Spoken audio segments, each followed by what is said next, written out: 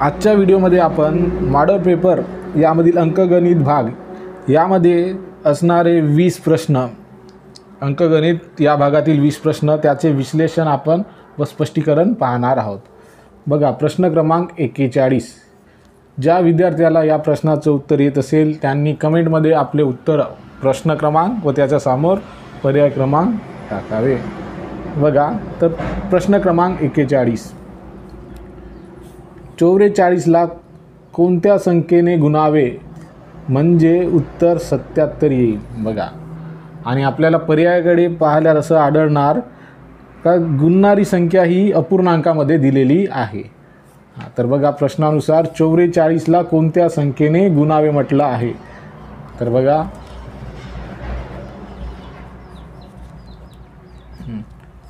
44 ला कोणत्या संख्येने गुणावे म्हणजे उत्तर 77 येईल। तर आपण समजू का 44 गुणिला x ही एक प्रकारची संख्या आहे, त्याला गुणल्यानंतर उत्तर आपले 77 येते, आपण असं मानू।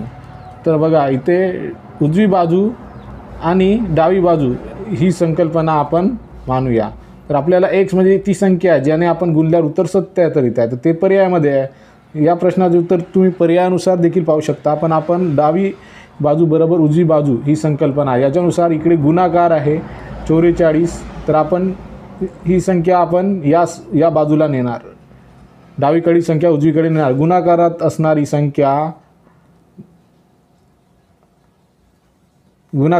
संख्या बाजू बदलल्यास गुणाकाराची ती भागाकार होणार, ते या प्रकारे। आणि बघा, याचे अतिसंक्षिप्त रूप आपण केल्यास 11 7 77 आणि 11 4 44, अर्थात ज्या संख्येला गुणावं लागणार ती संख्या म्हणजे 7/4 म्हणजे या प्रश्नाचं योग्य उत्तर आहे पर्याय क्रमांक सी। तुम्ही पाहू शकता या प्रकारे देखील 7/4 याला जर 44 ने गुणले, 4 1 4 या प्रकारे काटाकाटी केल्यास उत्तर तुम्हाला 77 मिळते, म्हणून या प्रश्नाचे उत्तर पर्याय क्रमांक सी हे आहे।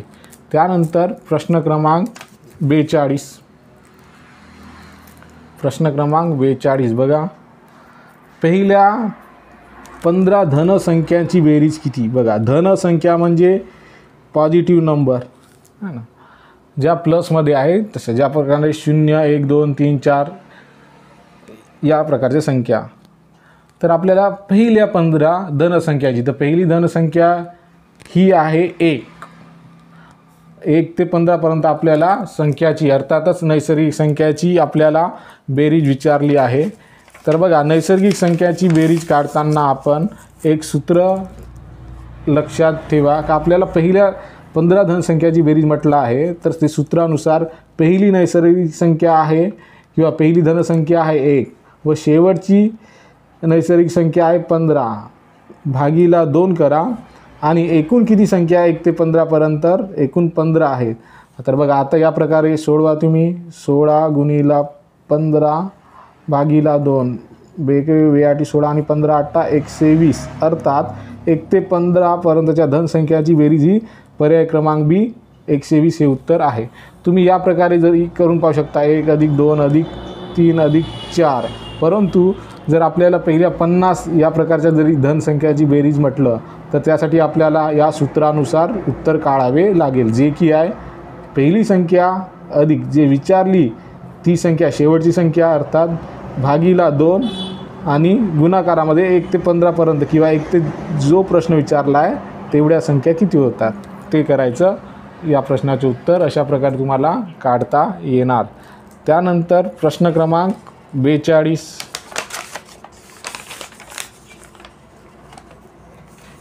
बघा, प्रश्न क्रमांक 42 झालेला आहे। प्रश्न क्रमांक 43, या प्रश्नाचे उत्तर ज्या विद्यार्थ्याला येत असेल त्यांनी आपले उत्तर कमेंट करावे।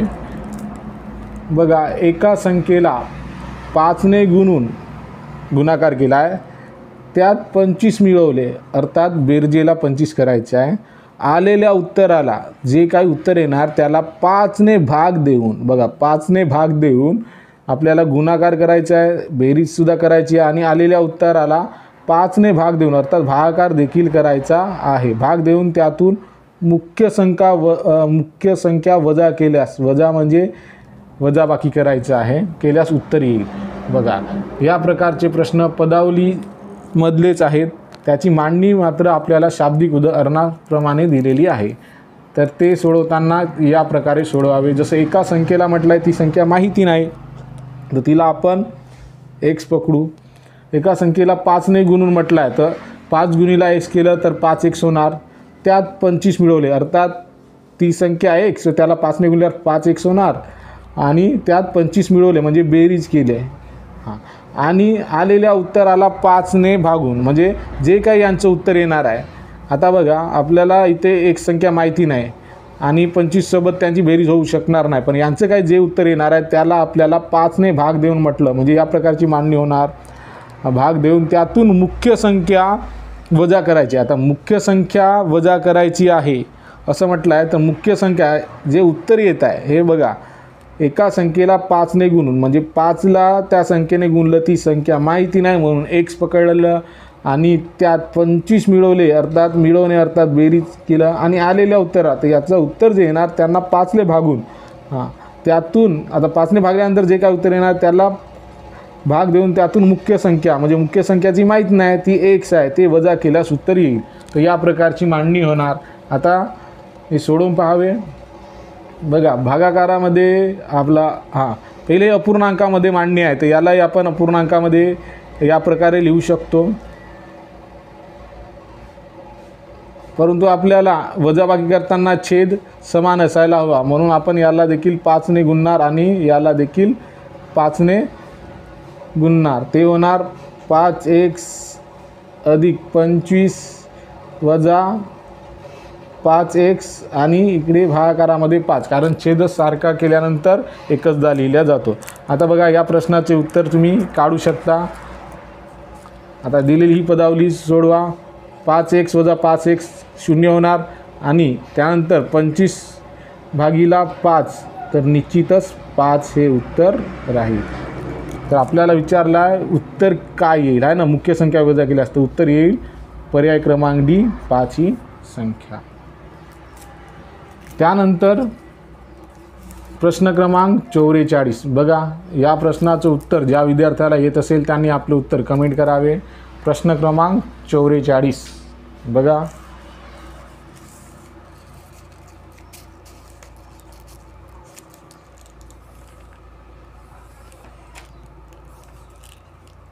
बघा इथे आपल्याला अपूर्णांक दिलेला आहे आणि ते वेगवेगळ्या रूपात त्याची मांडणी केली आहे चढता क्रमानुसार, पण आपल्याला पुढीलपैकी चढता क्रम आणि योग्य असणारा चढता क्रम कोणता ते शोधायचं आहे. तर याकडे तुम्ही चारही पर्यायाकडे निरीक्षण केल्यावर तुम्हाला असं आढळणार का 1 अंश 4 छेद, त्यानंतर 2 अंश 3 छेद, त्यानंतर आपल्याकडे 2 अंश 5 छेद, त्याच्यानंतर आपल्याकडे 3 अंश 4 आणि 3 अंश 7 छेद या प्रकारच्या संख्याची मांडणी केलेली आहे. आपण चढता क्रम म्हटला आहे तर तुम्ही अंश समान करून देखील याचं उत्तर काढू शकता किंवा याला दशांश संख्येत रूपांतर करा. याचं उत्तर येणार 0.25 0.25, याचं येणार 0.66, याचे येणार 0.66 आणि 2 अंश 5 छेद याचे येणार 0.40, कारण की 2 भागिला 5 म्हणजे 0 येणार, दशांश चिन्ह देणार ते 20 होणार 25. आणि कमीत कमी आपण दशांशानंतर 2 अंक लिहायचे.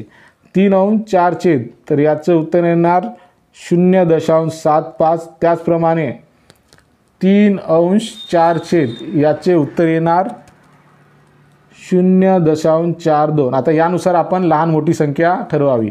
तर लहान संख्या 1 अंश 4 छेद, बघा प्रत्येक पर्यायात 1 अंश 4 छेद आहे, त्यापेक्षा थोडी मोठी असणारी 2 अंश 5 छेद. तर 2 अंश 5 छेद पर्याय बघा ए व सी मध्ये आहे, म्हणजे आपला उत्तर ए किंवा सी मध्ये आहे. त्यानंतर तिसरी संख्या आहे 3 अंश 7 छेद, बघा 3 अंश 7 छेद ते सी मध्ये दिलेले आहे. या प्रकारे आपलं उत्तर पर्याय क्रमांक सी राहील. याच्या प्रकारे तुम्ही मांडणी करून उत्तर काढू शकता.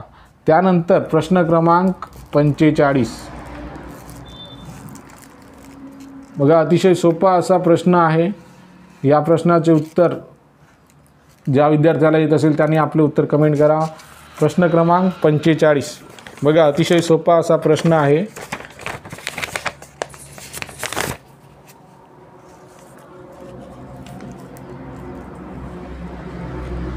बघा, जर कालच्या अगोदरचा वार बुधवार असेल तर उद्या कोणता वार असेल? अतिशय सोपा असा प्रश्न. आपल्याला कालचं विचारताय आणि उद्याचं विचारताय, म्हणजे आपण जे आहोत ते आज पकडू. आज आहो आपण, आजचं आता दिवस नाही आहेत पण आपण आज पकडू समजा. तर आता आपल्याला काय म्हटलं आहे, कालच्या अगोदर, म्हणजे आज आपण राहून ही गोष्ट म्हणत आहोत का कालच्या अगोदरचा, म्हणजे आजच्या पूर्वीचा दिवस, आधीचा दिवस म्हणजे काल, आजच्या नंतर येणारा दिवस म्हणजे आपण त्याला उद्या म्हणत असतो. हां, तर बघा, जर कालच्या अगोदर म्हणजे आज आपण आहोत समजा, आज ही गोष्ट म्हणत असणार, तर कालच्या अगोदरचा वार बुधवार, म्हणजे इथं कालच्या अगोदरचा वार बुधवार होता, म्हणजे काल होता गुरुवार. आणि आज आपण हे शब्द वापरत आहोत, अर्थात आपण आज शुक्रवार या दिवशी हे वाक्य बोलत आहोत. हां, तर कालच्या अगोदर बुधवार असेल तर उद्या कोणता वार असेल? तर निश्चितच उद्या शनिवार असेल. म्हणून या प्रश्नाचे योग्य उत्तर आहे पर्याय क्रमांक डी, शनिवार हे योग्य उत्तर असणार. या प्रकारची मांडणी तुम्हाला करता आली पाहिजे. त्यानंतर प्रश्न क्रमांक 46.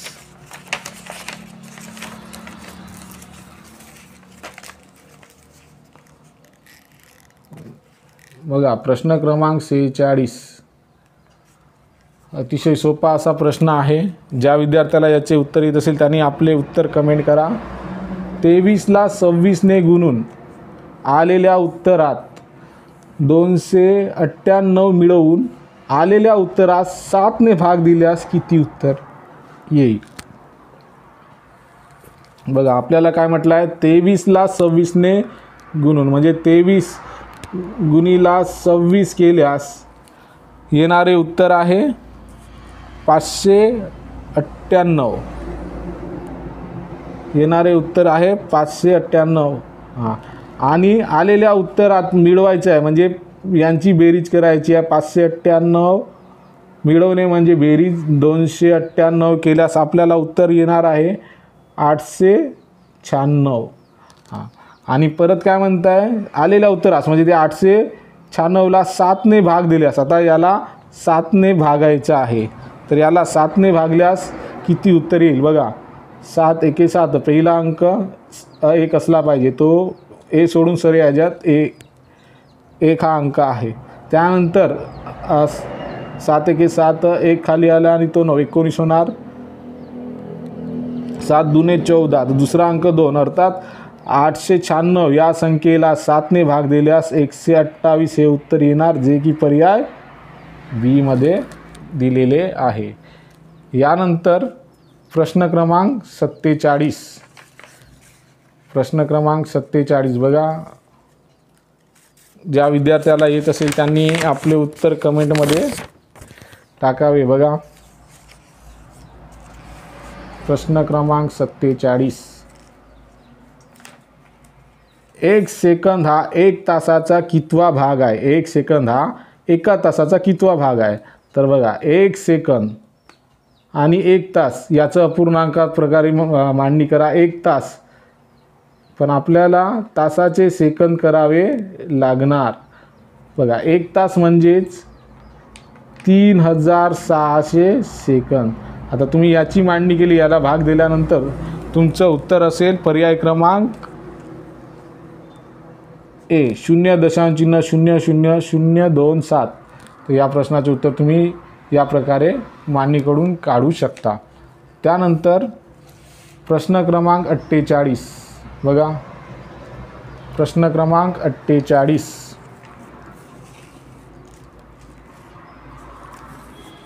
कंसामध्ये अंशस्थानी 7 + 7 + 7 कंस पूर्ण, अंशामध्ये भागीला 7 आणि छेदस्थानी 5 + 5 + 5 भागीला 5 आणि सोडवायचा आहे आपल्याला.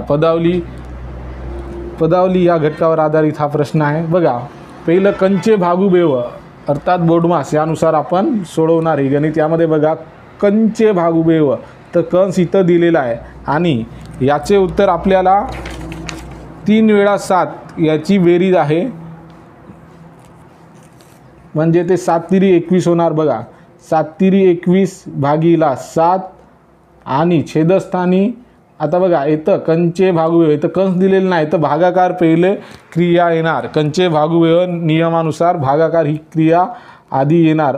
तर 5 भागीला 5 अर्थात याचे उत्तर 1 असणार आणि त्यानंतर सगळ्यांची बेरीज 5 मध्ये 5 मिळवल्यास 10 आणि हा 1 11, म्हणजे 21 अंशामध्ये 21 भागीला 7 जे की होतात 3 आणि अंशातील पूर्ण याचं उत्तर आहे 11, म्हणजेच उत्तर असणार 3 अंश 11चे, जे की पर्याय क्रमांक ए मध्ये दिलेले आहे।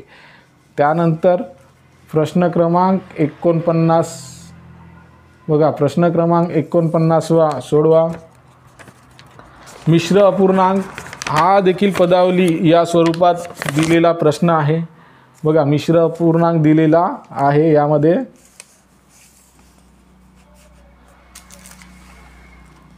बघा 5.2 अंश 3 छेद अधिक 4.1 अंश 3 छेद कंसामध्ये दिलेला आहे भागीला 1 अंश 5 छेद याची किंमत काढायची आहे। अर्थात हे सोडवायचं आहे, सरलीकरण अर्थात पदावली। हां तर बघा जी पूर्णांक संख्या दिली आहे तिला पहिलं अपूर्णांकात याची मांडणी करा। तर बघा याची मांडणी करताना आपण छेदाला पूर्णांकाने गुणतो आणि आलेल्या उत्तरास अंशस्थानची संख्या नेहमी मिळवत असतो। तर बघा 3 गुणीला 5 केल्यास 15, 15 2 मिळवल्या 15 2 मिळवल्या 17 अंश 3 छेद अधिक त्याचप्रमाणे 4 तिरी 12 आणि 1 13 अंश 3 छेद। हां बघा जी पूर्णांक संख्या होती ते अपूर्णांकात रूपांतर केलेले आहे भागीला 1 अंश 5 छेद।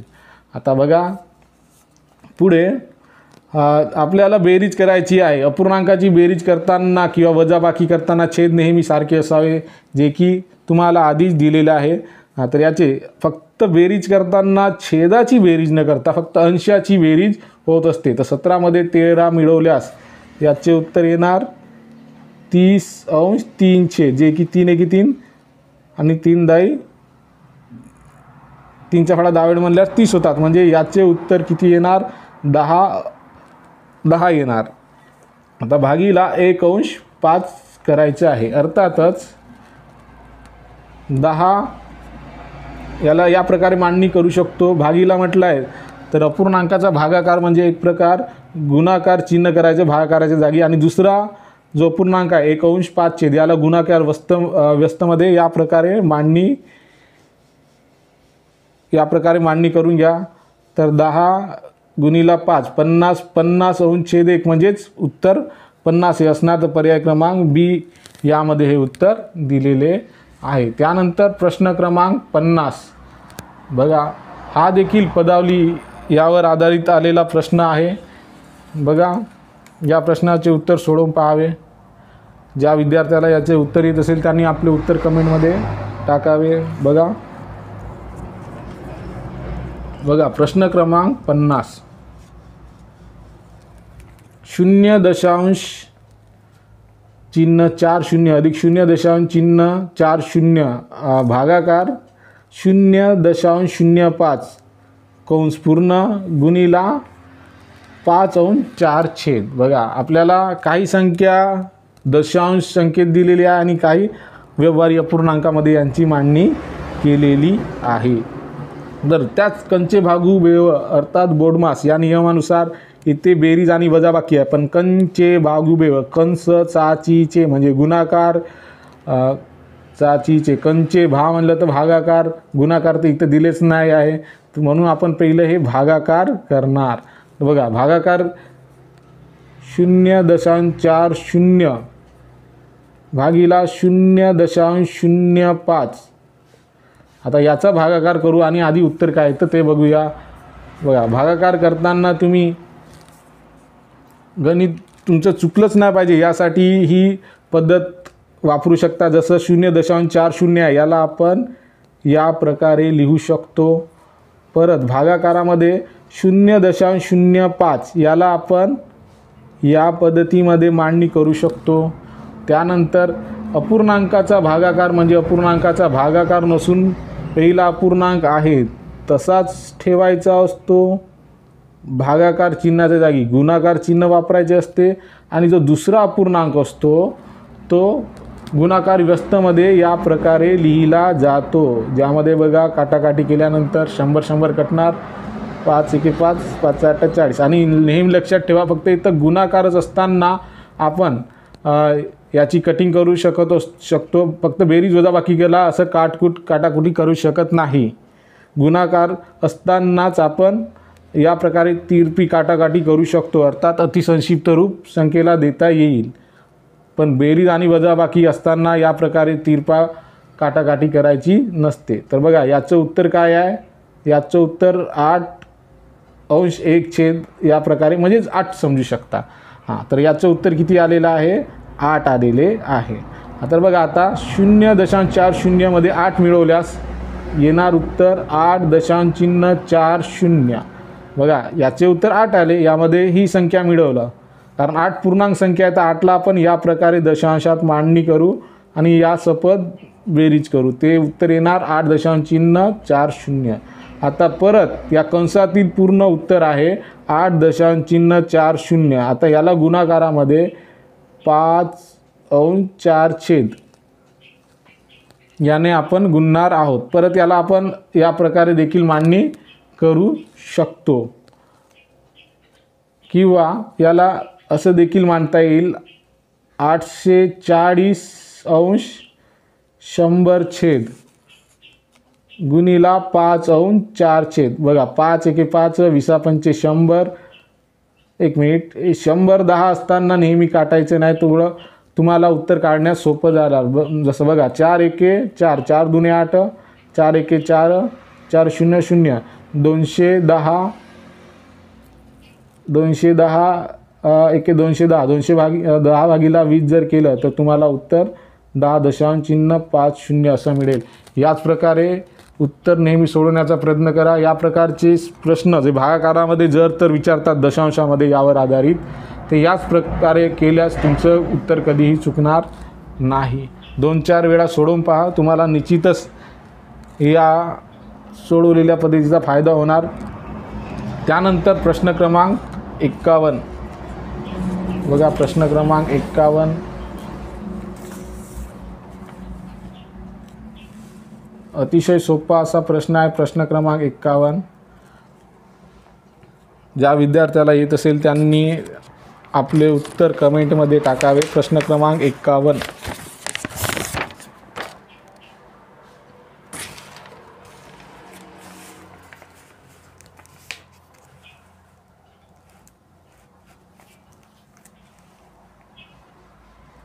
बघा शाब्दिक उदाहरण यावर आधारित असलेला हा प्रश्न. प्रश्न क्रमांक 51. 2 किलोग्रॅम गहू व 9 किलोग्रॅम तांदळाची किंमत 345 रुपये आहे. म्हणजे आपल्याकडे गहू व तांदूळ याची एकत्रित किंमत दिलेली आहे 345. एकत्रित किंमत दिलेली आहे ती आहे 345. पण यामध्ये आपण घेताना गहू 2 किलो घेतलेले आहेत आणि घेताना तांदूळ 9 किलोग्रॅम घेतलेले आहे. यामध्ये कोणत्या किमतीने प्रति किती दराने घेतले ते सध्या दिलेले नाही, पण एकत्र किंमत आपल्याला दिलेली आहे 345. त्यानंतर जर 1 किलोग्रॅम गव्हाची किंमत 15 रुपये असेल म्हटलं आहे. बघा म्हणजे आपण 2 किलो गहू घेतले, अर्थातच ते 15 रुपये प्रमाणे जर गव्हाची किंमत म्हटलं तर निश्चितच ते 30 रुपये गव्हाची किंमत झाली. आणि आपल्याला विचारलं आहे तर 1 किलो तांदळाची किंमत किती, तर आपण 9 किलो तांदूळ घेतलेले आहेत, बरोबर आहे. पण याची किंमत आपल्याला 1 किलो तांदळाची किंमत माहिती नाही आणि आपल्याला याचं उत्तर आपल्याला मात्र दिलेले आहे 2 किलो गहू आणि 9 किलो तांदूळ मिळून 345 रुपयाला होतात. पण आपल्याला 1 किलो गव्हाची किंमत दिलेली आहे, त्यावरून संपूर्ण 2 किलो गव्हाची किंमत 30 रुपये निघालेली आहे, परंतु 9 किलो तांदळाची किंमत आपल्याला माहिती नाही. तर आपण बघा जे उत्तर आहे त्यामधून आपण 30 किलो आपलं 2 किलो गव्हाची किंमत 30 रुपये वजा करू, तर येणारे उत्तर जे आहे ते आहे 315. अर्थात 315 रुपये हे तांदळाची किंमत आहे, परंतु आपल्याला संपूर्ण 9 किलोग्राम तांदळाची किंमत नाही विचारली, तर 1 किलोग्राम तांदळाची किंमत विचारली. अर्थात याला आपण 9 ने भाग देणार, तर आपल्याला 1 किलो तांदळाची किंमत निघणार. तर 315 भागीला 9 केल्यास उत्तर येणार 35, जे की 1 किलो तांदळाची किंमत असणार. अर्थात या प्रश्नाचे योग्य उत्तर आहे प्रश्न क्रमांक डी, 35 रुपये 1 किलो तांदळाची किंमत आहे. त्याच्यानंतर प्रश्न क्रमांक 52.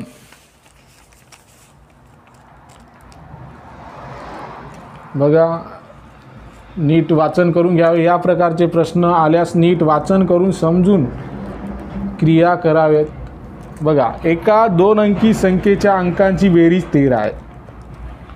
एका 2 अंकी संख्येच्या अंकांची बेरीज म्हणतात, म्हणजे ते जे संख्या आहे ती 2 अंकी आहे आणि त्यांच्या अंकांची बेरीज केली आहे, अर्थात मिळवलं आहे, ॲडिशन केलं आहे, तर ती 13 येते म्हणत आहे. आणि 13 म्हणजे 13 या प्रकारची संख्या म्हणू शकतो आपण. 6 आणि 7 ही 2 अंकी संख्या आहे, यांच्या अंकांची बेरीज 6 आणि 7 केल्यास 13 येते, बरोबर आहे. या प्रकारे ती 2 अंकी संख्या आहे, ती 76 देखील असू शकते. किंवा अशा वेगवेगळ्या 2 अंकी संख्या ज्याची बेरीज 13 आहे त्या होतात, ते तुम्हाला काढू पण शकता तुम्ही. तर बघा, आपल्याला त्या संख्या, त्या 2 अंकी संख्यांची बेरीज 13 आहे म्हटलं आहे. जर त्या संख्येतून 9 वजा केले, म्हणजे अशी संख्या ज्याच्या 2 अंकांची बेरीज केल्यावर 13 आहे आणि त्या संख्येतून 9 वजा केले असता संख्येतील अंकाची अदलाबदल होते, तर ती संख्या कोणती? अर्थात आपल्याला पर्यायातील, या 4 पर्यायातील अशी संख्या शोधायची आहे ज्यांची बेरीज 13 आहे आणि त्यातून 9 वजा केल्यास ती संख्या अदलाबदल होते. म्हणजे 2 अंकी संख्या आहे तर एकक स्थानावरील अंक दशक स्थान बनणार आणि दशक स्थानावरील अंक एकक स्थान येणार, म्हणजे रिवर्स होणार. आपल्याला समजा उलटसुलट अंक होणार, तर ती संख्या शोधायची आहे. तर सगळ्यात अगोदर त्या 2 अंकाची बेरीज 13 असली पाहिजे. तर बघा, पर्यायामध्ये ए पर्यायामध्ये 76 यांची बेरीज जी आहे, या अंकांची बेरीज 2 अंकी संख्या ही आहे, यांच्या अंकांची बेरीज 6 मध्ये 7 मिळवल्यास निश्चित 13 येत आहे. आता या संख्येतून 9 वजा केल्यास एकक स्थानावरील अंक दशक स्थानी व दशक स्थानावरील अंक एकक स्थानी जातो का? तर बघूया. बघा, याच्यातून 9 वजा केल्यास उत्तर मिळणार 67. तर निश्चितच ती संख्या कोणती आहे? पर्याय क्रमांक 76, कारण यांच्या अंकांची बेरीज 76 मध्ये याच्या अंकांची बेरीज 13 येत आहे. व त्या संख्येतील, तर म्हणजे जी संख्या आहे ज्याची बेरीज 13 आहे त्या संख्येतून आपण 9 वजा केल्यास जे उत्तर येत आहे ते अदलाबदल होत आहे त्याच्या संख्येतील अंकांची, म्हणून या प्रश्नाचे उत्तर 76 आहे. आपलं 76 आहे. आणि 67 ही संख्या नाव नाही, कारण याची बेरीज 13 येत आहे. आता पर्यायामध्ये तुम्ही फक्त 13 येणारी बेरीज असणारा पर्याय ए व डी आहे, परंतु हीच एक संख्या आहे ज्याच्यातून 9 वजा केले असता ती अंक बदल होते, म्हणून या प्रश्नाचे उत्तर ए होते. त्यानंतर प्रश्न क्रमांक 53. बघा, या प्रश्नाचं उत्तर देखील ज्या विद्यार्थ्याला येत असेल त्यांनी आपले उत्तर कमेंट करावे. प्रश्न क्रमांक 53.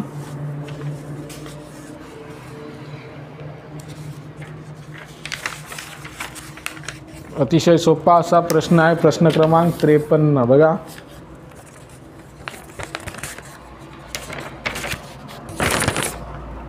शाब्दिक उदाहरण यावरच आधारित असलेला हा प्रश्न आहे. बघा, प्रश्न क्रमांक 53.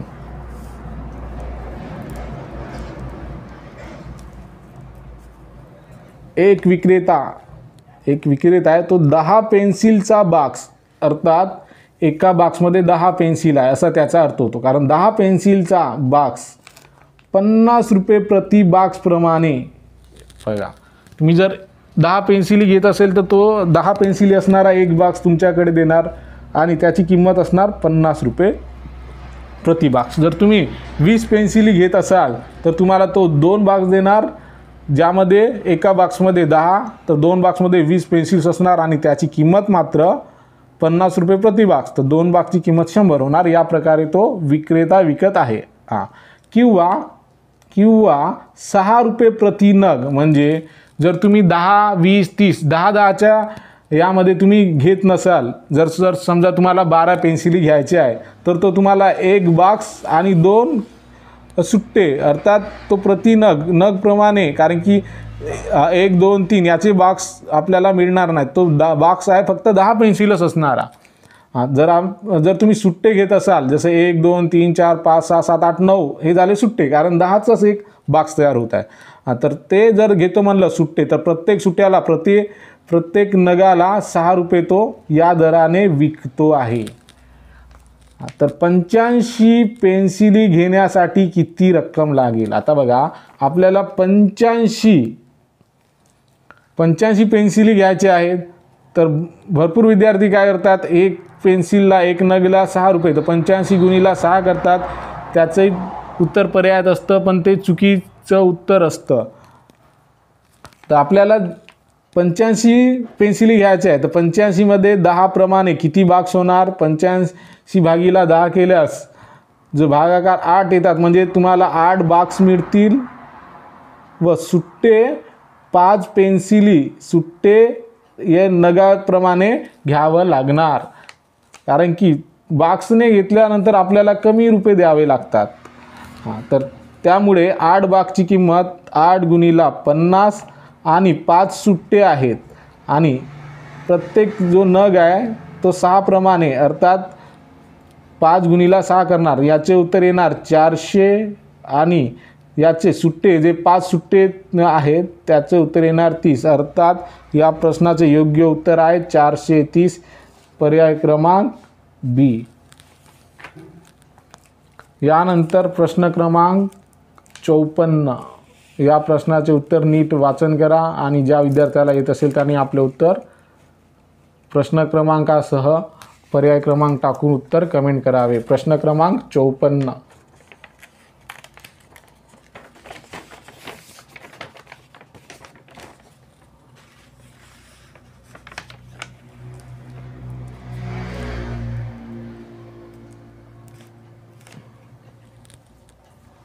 बघा, 17 आंबे, 1 मिनिट, 17 आंबे 85 रुपयाला विकत घेतले. बघा, आपण 17 आंबे घेतले, 85 रुपयाला विकत गेले, म्हणजे आपण प्रत्येक आंब्याला काही ना काही किंमत मोजलेली आहे. या प्रश्नावरून असे देखील आपल्याला कळते का 85 भागीला 17 केल्यास तुम्हाला एका आंब्याची किंमत मिळेल, पण आपल्याला ते आधीच करायचं नाही. परंतु प्रश्न वाचल्यानंतर तुमच्या डोक्यामध्ये क्रिया काय असू शकते, काय ते देखील समजणे येणे, ते क्रिया डोक्यात येणे अत्यंत महत्त्वाचे आहे. तर आपल्याला 17 आंबे 85 रुपयाला विकत घेतले असे म्हटलेले आहे. आणि 15.30 रुपयाच्या नफ्याने विकले. बघा, आंबे 17 आहे तेवढेच राहणार, पण घेताना त्याने 85 रुपये मोजलेले आहेत. तर घेतले अर्थात खरेदी केले, अर्थात विक्री किंमत दिलेली आहे. आपल्याला विक्रीची किंमत देऊन आहे, ती आहे 85 रुपये. म्हणजे आपण असं मानू शकतो, असं समजू शकतो का 85 रुपयाला 17 आंबे मिळालेले आहेत. आणि 15.30 रुपयाच्या नफ्याने विकले. बघा, विकताना मात्र किती रुपयाला विकलं ते निश्चित तुम्हाला समजणार. बघा, विकत घेतले म्हणता, इथं चुकलं. बघा, विक्री किंमत नाही, विकत घेणे म्हणजे खरेदी करणे. विकत घेतले, विकत आणले म्हणजे खरेदीची किंमत असते ती. आणि विकत घेतले किंवा त्याला नफ्याने विकले असं जरी म्हटलं तरी ती कोणती किंमत येणार? विक्रीची किंमत येणार. तर विकताना मात्र 15.30 रुपयाच्या नफ्याने विकले. तर विक्री किंमत काय असणार? जी खरेदी किंमत आहे त्याच्यामध्ये जेवढा नफा आहे तो मिळवल्यास आपल्याला विक्री किंमत माहिती होणार. तर बघा, आपली खरेदी किंमत ही 85 रुपये आहे. यामध्ये 15.30 नफ्याने विकले म्हणजे जे विक्री किंमत आहे ती किती आहे? तर विक्री किंमतसाठी तुम्ही यांची बेरीज करा. तर याची बेरीज केल्यास तुम्हाला उत्तर मिळेल 100.30 रुपयास 17 आंबे विकल्या गेले. बघा, घेताना विकत घेतले म्हणजे खरेदी 85 रुपयाची होती आणि तेच आंबे विकले 15.30 पैशाने. तर तुम्हाला विक्री किंमत ही जास्त आहे, निश्चितच तुम्हाला नफा झालेला आहे आणि इथे सांगितलेला आहे. परंतु आता आपल्याला एका आंब्याची विक्री किंमत, खरेदी किंमत नाही विचारली आहे. खरेदी किंमतसाठी आपण 85/17 केलं असतं, म्हणजे एक आंबा 5 रुपयाला आला असता. पण आपण आता विकलं म्हणजेच हे 100.30 ला 17 आंबे विकले. तर त्याची विक्री किंमत किती म्हणत आहे, तर ती आहे 5.90 रुपये, अर्थात पर्याय क्रमांक बी. तुम्ही करून देखील पाहू शकता. त्यानंतर प्रश्न क्रमांक 55. बघा, प्रश्न क्रमांक 55. या प्रश्नाचे उत्तर देखील तुम्ही कमेंट करावे. बघा, ज्या विद्यार्थ्याला सोडवता असेल त्यांनी सोडवून आपले उत्तर कमेंट करावे.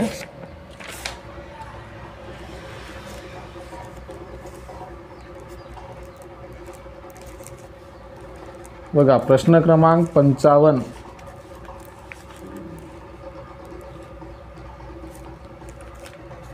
कोटी कोणाच्या मापामधील अंतर 30 अंश आहे.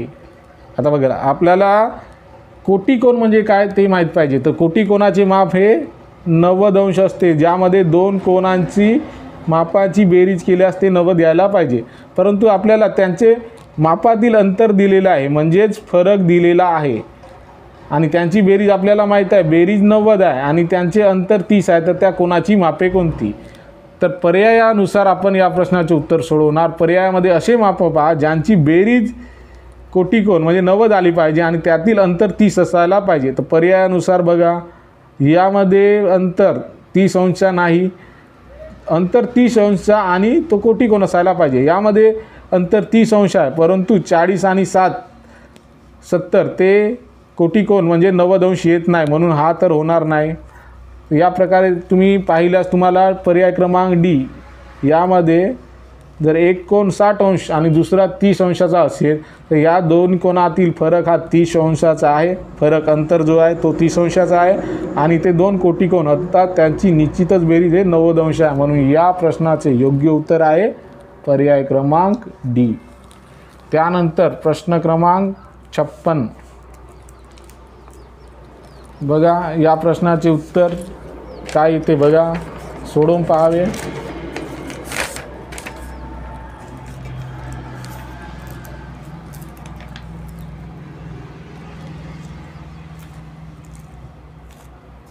बघा, आयताकृती शेताची लांबी. बघा, असं आयताकृती शेत आहे म्हणजे त्याचा आकार त्या शेताचा आयताकृती आहे, ज्यामध्ये लांबी 80 मीटर आहे आणि रुंदी 140 मीटर आहे. म्हणजे आपण 140 मीटर याला रुंदी मानू.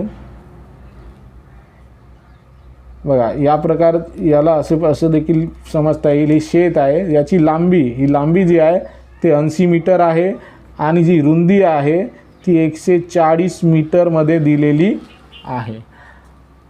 त्या शेताभोवती, आता या शेताभोवती अभिनव नावाच्या व्यक्तीने, मुलाने समजा, त्याने 3 फेऱ्या मारल्या. आता बघा, हे आयताकृती आहे ज्याची लांबी आणि रुंदी दिलेली आहे. तर 3 फेऱ्या म्हणजे इथून जर सुरुवात केलंस तर इथे म्हणजे 1 फेरी होणार. या प्रकारे 3 फेऱ्या मारल्या तर एकूण किती मीटर अंतर कापले जाईल. अर्थात आपल्याला याची आधी परिमिती काढावी लागणार.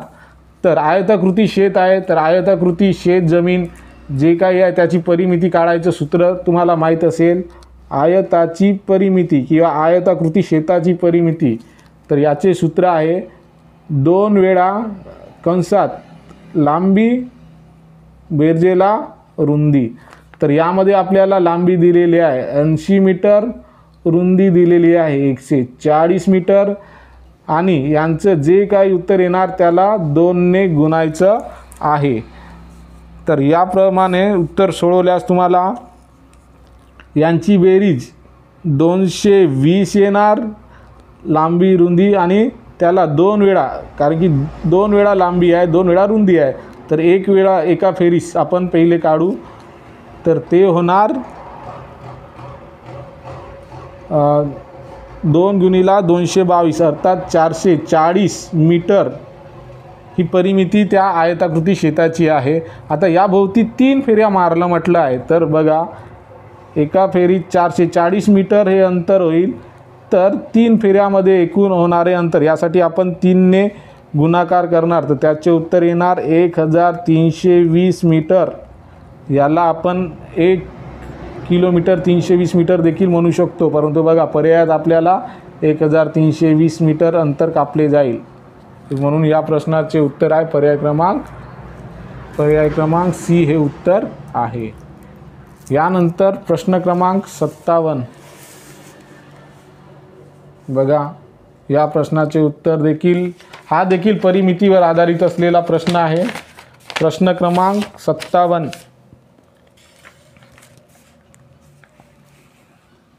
बघा, नीट प्रश्न वाचून घ्या, समजून घ्या, सूत्रे लक्षात ठेवा।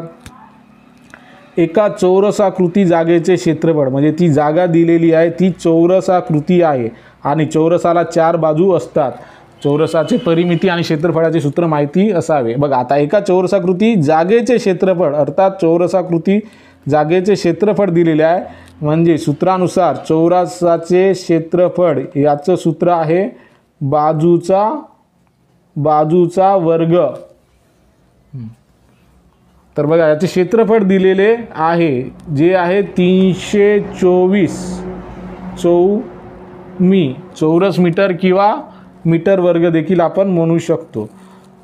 तर त्या जागेची परिमिती काढा। आता बघा चौरसाचे ते जागा जी आहे ती चौरसाकृतीच आहे, तर आपल्याला त्या जागेची परिमिती काढायची आहे, अर्थात चौरसाची परिमिती याचं सूत्र काय आहे 4 गुणिला बाजू। तर त्यासाठी आपल्याला एक बाजू माहिती असणे आवश्यक आहे।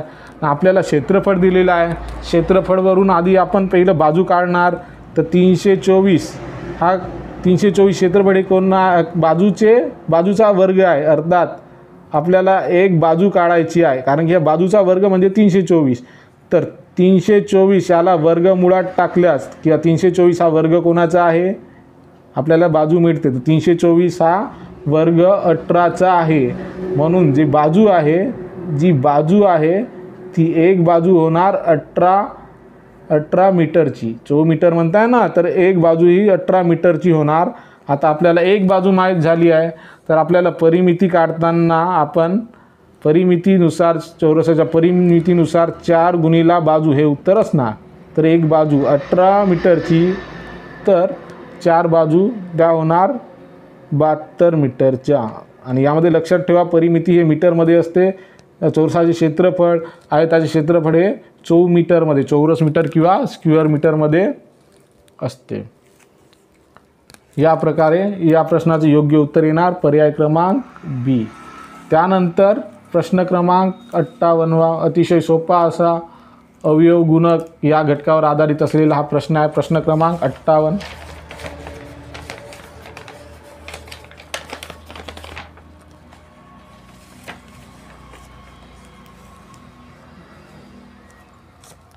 2, 5, 10, 12, 15 हे अवयव असणारी लहानात लहान संख्या कोणती? आता लहानात लहान संख्या आपल्याला पर्यायातूनच शोधावी लागणार, तर आपण सगळ्यात अगोदर लहान संख्या जे पर्याय ए मध्ये दिलेले आहे यापासून सुरुवात करूया।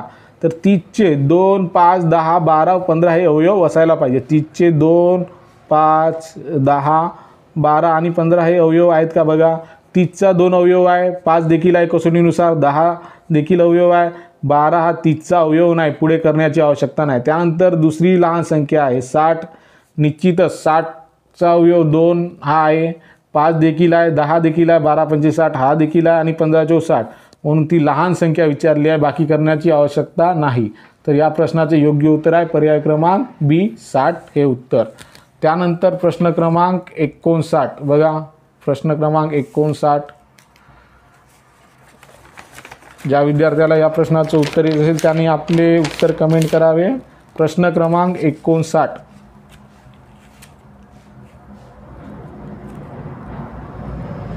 130 अंश मापाच्या कोनाच्या पूरक कोनाचा कोटी कोन किती असेल? बघा प्रश्न या प्रकारचे प्रश्न 2-3 वेळा वाचन करून समजून घ्या. 130 अंश आणि जी माहिती दिलेली असते तिला थोडा बाजूला असेल लिहून घ्यायचा. तर 130 अंश मापाच्या कोनाच्या पूरक कोनाचा, आता पूरक कोन हा शब्द आला आहे म्हणजे पूरक कोन म्हणजे किती, 180 अंश असणारा कोन. तर 130 अंश मापाच्या कोनाच्या पूरक कोनाचा, तर 130 अंश मापाच्या पूरक कोनाचा म्हणताय म्हणजे दुसरा हा कोन जो आहे तो 50 अंश असणार. कारण की पूरक कोन म्हणजेच दोन कोनाची बेरीज ही 180 अंश आलेली पाहिजे. तर आपल्याला 130 अंश या मापाच्या कोनाचा पूरक कोनाचा जो आहे, जो म्हणजे पूरक कोन म्हणजे 50 अंश, तर याचा कोटी कोन किती असेल. तर बघा आता पुन्हा कोटी कोन हा शब्द वापरला आहे. तर कोटी कोन म्हणजे दोन कोन ज्याची बेरीज 90 असायला पाहिजे. तर 130च्या जो कोनाचा पूरक कोनाचा जो माप आहे 50 अंश, तर त्याचा कोटी कोन, अर्थात कोटी कोन म्हणजे एक देऊन आहे, तर याचा कोटी कोन असणार निश्चितच 40 अंश. तर तो आहे पर्याय क्रमांक सी मध्ये. यानंतर शेवटचा प्रश्न, प्रश्न क्रमांक 60. बघा या प्रश्नाचे उत्तर नीट वाचन करून द्या. स्तंभालेख आलेख यावर आधारित असलेला हा प्रश्न आहे, प्रश्न क्रमांक 60. बघा याचे नीट वाचन करा, समजून घ्या.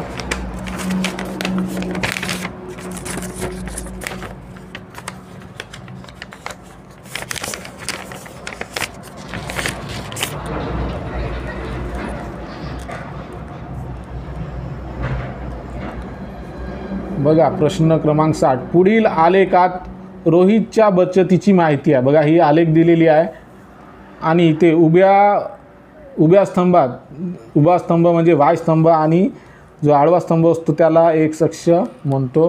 तर इथे उभ्या स्तंभामध्ये रोहित नावाच्या विद्यार्थ्याची किंवा व्यक्तीची समजाची बचत दिलेली आहे आणि ते बचत हजारामध्ये आहे. म्हणजे इथे बघा 2000, 4000, 6, 8, 10 या प्रकारे दिलेली आहे. हां तर बघा जानेवारी आणि इकडे महिने दिलेले आहेत. जानेवारी आणि फेब्रुवारी या महिन्यामध्ये रोहितची बचत आहे 10,000. त्याचप्रमाणे मार्च एप्रिलमध्ये आहे 8,000. या प्रकारे वेगवेगळ्या महिन्यातील बचत दिलेली आहे.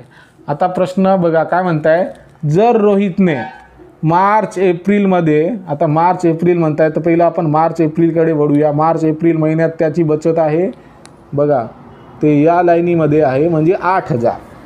काय म्हणताय, मार्च एप्रिल म्हणताय, मार्च एप्रिलमध्ये किती आहे, या आलेखाच्या माहितीनुसार मार्च व एप्रिलमध्ये रोहितची बचत आहे 8,000 रुपये. तर बघा परत प्रश्न नीट वाचा. जर रोहितने मार्च एप्रिलमध्ये 5,000 रुपयाची जास्तची बचत केली असती अर्थात त्याने आत्ता सध्या मार्च एप्रिलमध्ये या माहितीनुसार तो 8,000 बचत केलेली आहे, पण त्यानं जर 5,000 जास्त म्हणजे त्याने जर त्या माहितीनुसार 8 आणि 5,000 जास्त म्हणजे त्याने जर एकूण 13,000 बचत केली असती तर त्याची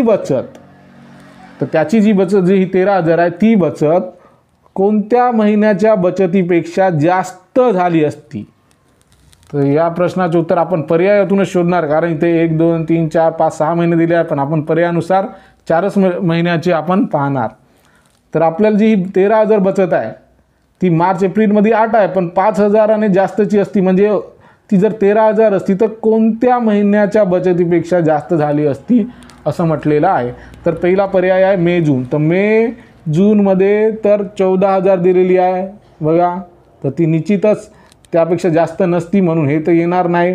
सप्टेंबर ऑक्टोबरमध्ये देखील जवळपास ते 16,000 आहे, तर आपली ती जास्त नाहीच, 13,000 त्या 16,000पेक्षा जास्त नाहीच.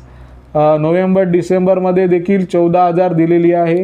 हे बघा हे दोन स्तंभ समान आहेत बघा, या प्रकारे देखील तुम्ही पाहू शकता ना. याची पण 14,000 दिलेली आहे, निश्चितच ते नाही. तर शेवटचा पर्याय बघा जुलै आणि ऑगस्ट निश्चितच 6,000पेक्षा जास्त आहे, म्हणून या प्रश्नाचे योग्य उत्तर आहे पर्याय क्रमांक डी हे उत्तर. अशा प्रकारे आपण मॉडेल पेपरमधील 20 प्रश्न अंकगणित या भागात विचारण्यात आलेले प्रश्न त्याचे स्पष्टीकरण विश्लेषण पाहिले आहेत. व्हिडिओ आवडला असेल, निश्चितच तुम्ही पूर्ण व्हिडिओ पहा. इथपर्यंत थांबला असाल याचा अर्थ निश्चितच तुम्हाला हा व्हिडिओ आवडला असे समजू. तर निश्चित तुम्ही लाईक करा. जर नवीन असाल तर या चॅनलला सबस्क्राईब करा. धन्यवाद.